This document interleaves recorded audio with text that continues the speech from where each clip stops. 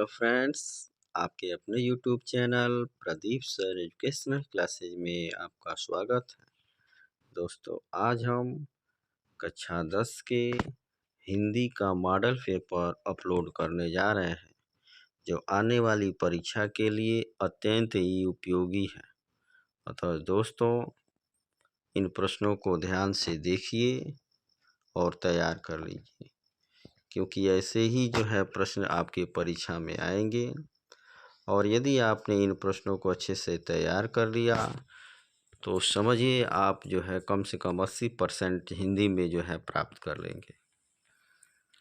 दोस्तों, यदि आप हमारे चैनल पे नए हैं तो वीडियो को लाइक और सब्सक्राइब अवश्य करें, जिससे आपको संपूर्ण जानकारी प्राप्त हो सके। तो चलिए दोस्तों, आज का वीडियो स्टार्ट करते हैं। खंड अ में जो है आपके 20 प्रश्न पूछे जाएंगे, जो बहुविकल्पी होगा, जिसमें 4 ऑप्शन दिए रहेंगे। सही ऑप्शन का चुनाव करना होगा। उसी क्रम में पहला प्रश्न है, अंबर पनघट में डूबो रही, तारा घट उषा नागरी, इस पंक्ति में अलंकार पहचान कर बताइए। उपमा, अनुप्रास, रूपक, उत्प्रेक्षा। सही ऑप्शन है ग,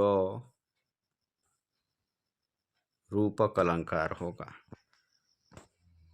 क्योंकि उपमा में जो है सा से सरिस आता है, अनुप्रास में कई अक्षर बार बार आते हैं, और उत्प्रेक्षा में मनु मानो जनु जानो मनहु जनहु शब्द आते हैं।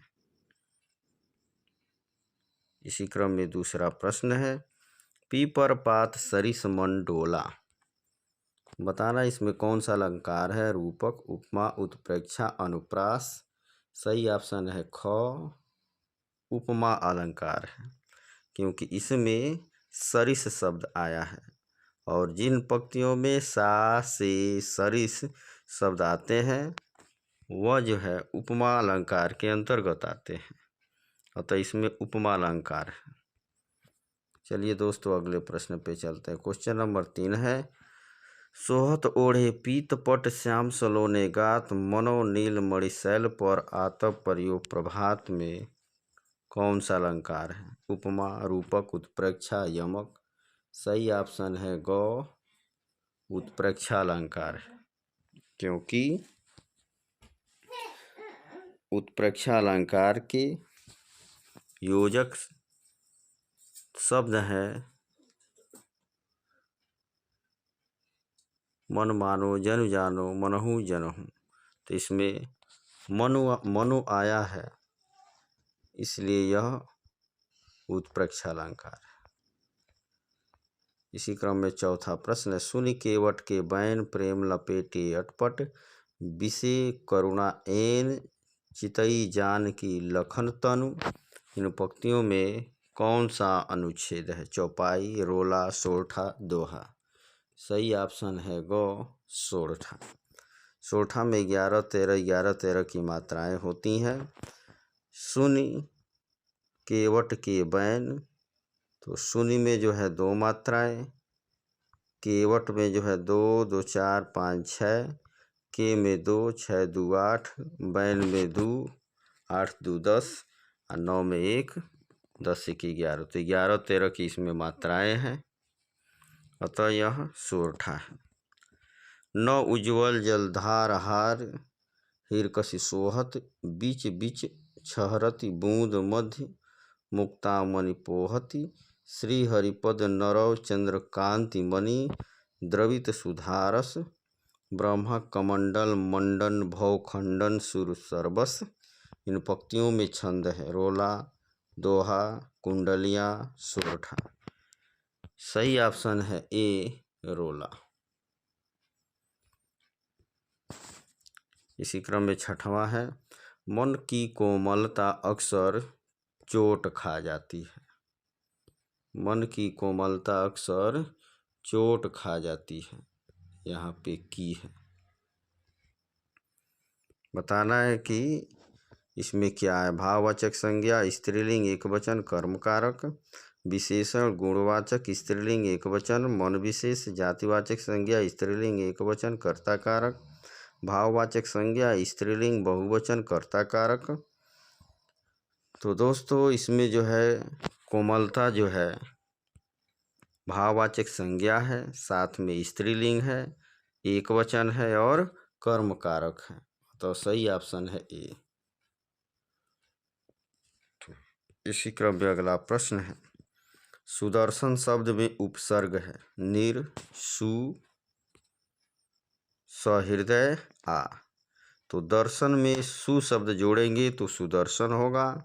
अतः सही ऑप्शन है ख, सु।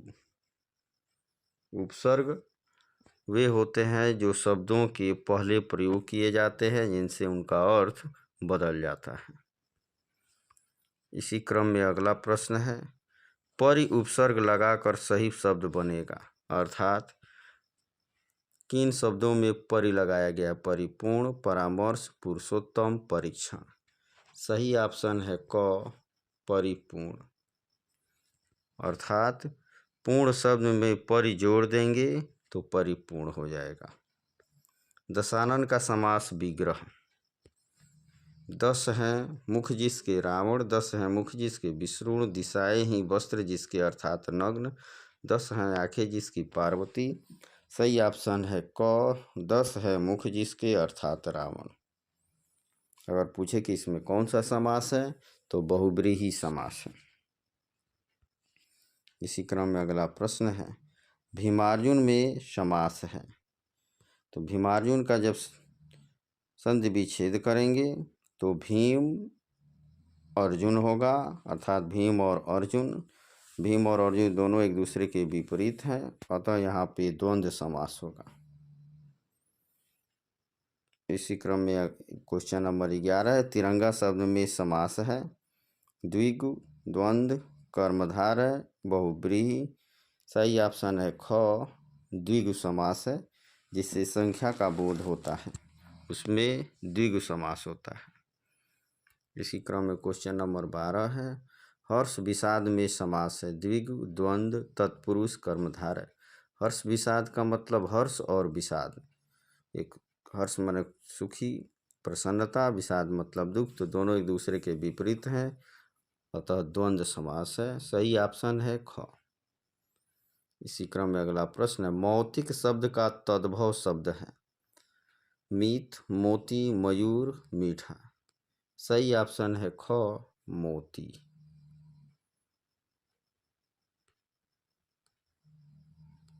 सही ऑप्शन है ख, मोती। इसी क्रम में अगला प्रश्न है, नेह तद्भव शब्द का तत्सम रूप होगा नवीन, नक्षत्र, स्नेह, निष्ठुर। सही ऑप्शन है ग, स्नेह। इसी क्रम में क्वेश्चन नंबर 15 है, सूचिपति, सुरपति, पुरंदर, देवेंद्र आदि कहलाते हैं उपसर्ग, प्रत्यय, विलोम, पर्यायवाची। सही ऑप्शन है घ, पर्यायवाची। इसी क्रम में अगला है, अश्व शब्द की पर्यायवाची है तुरंग, है पिक, भरभृत, विहंग, द्विज, मरकट, कपि। सही ऑप्शन है क, तुरंग है। इसी क्रम में अगला प्रश्न है, श्री, हरिप्रिया, रमा किसके पर्यायवाची हैं? यमुना, सरस्वती, लक्ष्मी, राधा जी। सही ऑप्शन है ख, लक्ष्मी जी की। इसी क्रम में अगला है, सूरज का 7वां घोड़ा हिंदी साहित्य की कौन सी विधा है? निबंध है, उपन्यास है, डायरी है, एकांकी है। सही ऑप्शन है ख, उपन्यास है। इसी क्रम में अगला प्रश्न है, क्वेश्चन नंबर 11, गुनाहों का देवता रचना की विधा है कहानी, उपन्यास, नाटक, एकांकी। सही ऑप्शन है ख, उपन्यास। नीड़ का निर्माण फिर किस विधा की रचना है? कहानी है, आत्मकथा है, उपन्यास है, निबंध है। सही ऑप्शन है ख, आत्मकथा है। ये तो हो गए दोस्तों आपके 20 बहुविकल्पीय प्रश्न, जिसमें 4 ऑप्शन दिए रहेंगे और सही ऑप्शन का चुनाव करना होगा। खंड ब में जो है क्वेश्चन नंबर 21 आपसे जो है निम्नलिखित गद्यांशों में किसी एक के नीचे दिए गए प्रश्नों के उत्तर लिखिए। अर्थात एक गद्य में से एक पैराग्राफ देगा जिसमें 3 प्रश्न पूछे जाएंगे और उन्हीं पैराग्राफों में से जो है इनका चुनाव करना रहता है। तो हमने जो है 5-6 जो है इम्पोर्टेंट जो है गद्य आपको दे दिए हैं, जिनको आप पढ़ लेंगे, किस पाठ से लिए गए हैं, पाठ का नाम, इनके लेखक का नाम याद कर लेंगे। जिसमें पहला दिया गया है, मित्रता के लिए डाट डाट करके रुचि के लोगों में मित्रता हो सकती है। ये आपको देख लेना है कि इस पाठ से लिया गया है, इसमें कौन कौन से प्रश्न पूछे गए हैं। इसी क्रम में अगला है, कुसंग का ज्वार सबसे डाट डाट करके की ओर उठाती जाएगी। तीसरा है, रोहतास दुर्ग के प्रकोष्ठ डाट डाट करके का कहाँ अंत था। दूर के ढोल सुहावने मधुर बन जाती है। जो तरुण संसार के सुधारों का काल बना रहता है। है यह एक नैतिक और सामाजिक एकता भी। है ईर्ष्या की बड़ी बेटी का नाम डांट डांट करके ही बैठा दिया जाऊंगा। जो है ईर्ष्या से बचने का उपाय डांट डांट करके ईर्ष्या करना कम कर देगा। मानव मन सदा से ही डांट डांट करके शक्ति का काम करती है। तो इन सब जो है गद्यांशों को आप देख लेंगे, इन पाठों के नाम, इनके लेखकों का नाम आप याद कर लेंगे। चूँकि इन्हीं में से एक जो है एक का आपको करना रहता है, जो आसान हो वो आप कर लेंगे, इसलिए इन सब को आप ध्यान से देख लेंगे। इसी क्रम में क्वेश्चन नंबर 22 जो है आपका आएगा, निम्नलिखित पदांशों में किसी एक के नीचे दिए गए प्रश्नों के उत्तर लिखिए। अर्थात जैसे गद्य में आता है उसी तरीके से पद में भी आएगा। एक जो है पैराग्राफ दे देगा और फिर उसका संदर्भ और व्याख्या करने के लिए पूछेगा, या उसमें से जो है कुछ प्रश्न दे दिया जाएगा जिसका आंसर आपको उसी में से ढूंढ कर लिखना रहता है। हमने जो है कुछ इम्पोर्टेंट जो है पद आपके लिए सेलेक्ट किया है, जिसमें पहला है, निर्गुण कौन देश को डांट डांट करके सबय मतिनासी। ख है, रानी में जानिए जानी डांट डांट करके वनवास दियो है। ग है, मानुष हो तो वही रस खान डांट डांट करके कुल कदम्ब की डारन। घ है, उदो मोय ब्रज डांट डांट करके हित जादु तात। अंग है, उदित उदयगिरी डांट डांट करके लोचन भृंग। चौ है, सुनेगी माता की आवाज़ डांट डांट करके मुझको हे भगवान। छ है, नहीं चाहिए बुद्ध बैर का डांट डांट करके सबको मित्र बना ले हम। जो है इस समाज में छिपी हुई है डांट डांट करके चमक उठी ज्वालासी। जो है, निर्भय स्वागत करो मृत्यु का डांट डांट करके काया रूपी वस्त्र बहाकर। इसी प्रकार क्वेश्चन नंबर 23 का क में जो है, निम्नलिखित लेखन में से किसी एक लेखक का जीवन परिचय दीजिए और उनकी एक प्रमुख रचना का नाम लिखिए। जयशंकर प्रसाद, रामचंद्र शुक्ल, डॉक्टर राजेंद्र प्रसाद। इन तीनों को आप याद कर लेंगे। इन तीनों में से एक आपको जो है श्योरली मिल जाएंगे। ख में जो है, निम्नलिखित कवियों में से एक कवि का जीवन परिचय देते हुए उनकी किसी एक प्रमुख रचना का नाम लिखिए। तुलसीदास, सूरदास, महादेवी वर्मा। इन तीनों को आप याद कर लेंगे भली भांति, इनमें से आपको एक जो है मिल जाएंगे। इसी प्रकार से क्वेश्चन नंबर 24 का क है, निम्नलिखित संस्कृत गद्यांशों में किसी एक संदर्भ सहित हिंदी में अनुवाद कीजिए। इसके अंतर्गत हमने जो है 4-5 इम्पोर्टेंट गद्य को जो है आपको दे दिया है। इसका संदर्भ और अर्थ जो है आप अच्छे से तैयार कर लेंगे। यम नगरी विविधा धर्मणाम संगम स्थली। एक है, वाराणस्या प्राचीन काला देव गेहे गेहे विद्याया दिव्य ज्योति धोतते। एक है, मानव जीवनस्य संस्करम संस्कृति। एक है, अस्माकं संस्कृति सदा गतिशीला वर्तते। एक है, ऐसा कर्मणीणाम संस्कृति। एक और ख में जो है, निम्नलिखित संस्कृत पदांशों में किसी एक का संदर्भ सहित हिंदी में अनुवाद कीजिए। अर्थात जैसे हिंदी में जो है गद्य और पद आते थे, उसी तरीके से संस्कृत से भी जो है गद और पद आएंगे। तो श्लोक में जो है हमने जो है 1 2 3 4 ठो जो है हमने संस्कृत में श्लोक दे दिया। इनको आप ध्यान से देखिए और तैयार कर लीजिए। गौ में जो है अपनी पाठ्य पुस्तक के संस्कृत खंड से कंठस्थ किया हुआ कोई एक श्लोक लिखिए जो इस प्रश्न पत्र में न आया हो। इसलिए आप जो है 2 श्लोक तैयार कर लीजिए। बाय द वे, अगर एक प्रश्न पत्र में पूछ दिया तो दूसरा आप लिख सकें।